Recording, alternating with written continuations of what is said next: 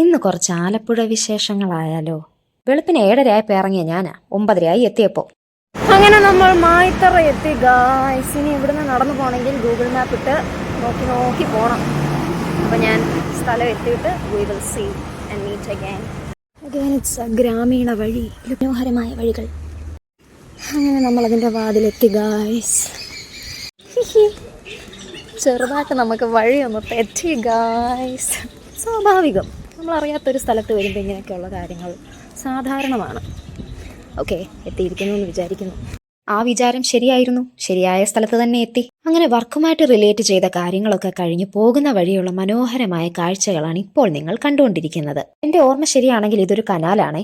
3 ദിവസം അവിടെ തന്നെ സ്റ്റേ ചെയ്ത് പ്രോഗ്രാം കണ്ടക്ട് ചെയ്യാനായിരുന്നു എൻ്റെ പദ്ധതി. അതുകൊണ്ട് താമസിക്കുന്ന സ്ഥലത്തേക്കുള്ള യാത്രയാണ് കേട്ടോ ഇത്. നേരം ഏകദേശം ഒരു 6-6:30 ആ ഒരു സമയത്തോടൊക്കെ അടുത്തിരുന്നു. ഡോർമെട്രി സെറ്റപ്പ് ആയിരുന്നു. അത്യാവശ്യം നല്ല റൂമും കാര്യങ്ങളൊക്കെ ആയിരുന്നു. വനിതാ ശിശു വികസന വകുപ്പിന്റെ ജെൻഡർ പാർക്കിലാണ് ഞാൻ താമസിച്ചത്. 3ാമത്തെ ദിവസം രാവിലെ ഞാൻ അവിടുന്ന് വെക്കേറ്റും ചെയ്തു. തിരിച്ചു വന്ന യാത്രയിൽ ഒരുപാട് മനോഹരമായ കാഴ്ചകൾ കണ്ടു. അതിനൊപ്പം കുറച്ച് കാര്യങ്ങളും കൂടെ പറയട്ടെ നിങ്ങളോട്. ചെറിയൊരു യാത്ര, അതും ഒറ്റയ്ക്ക്, അത് നമ്മളിൽ ഉണ്ടാക്കുന്ന മാറ്റങ്ങൾ വളരെ വലുതാണ്.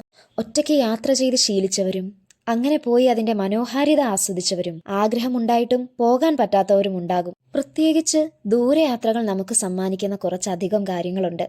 നമ്മുടെ മനസ്സിലെ ചിന്തകളും അതിൽ ലയിച്ചു പോകലും, ഒപ്പം കണ്ണിന് കുളിർമയേകുന്നതും ചിലപ്പോൾ നമ്മെ ചിന്തിപ്പിക്കുന്നതുമായ കാഴ്ചകളും, അതൊക്കെ നമ്മളിൽ സ്വാധീനിക്കുന്നതും ശുദ്ധി വരുത്തുന്നതും വ്യക്തത വരുത്തുന്നതും എന്ത് രസമാണല്ലേ. ഇപ്പോൾ നിങ്ങൾ ഈ കണ്ട കാഴ്ചകളൊക്കെ ഞാൻ എന്തുമാത്രം ആസ്വദിച്ചെന്നറിയാമോ? അതാണ് താറാക്കൂട്ടം. ഇംഗ്ലീഷിൽ ഇതിനെ ഡക്ക് എന്ന് പറയും. അപ്പൊ ഇത്രയും പറഞ്ഞുകൊണ്ട് ഞാൻ പോകുന്നു. ബൈ.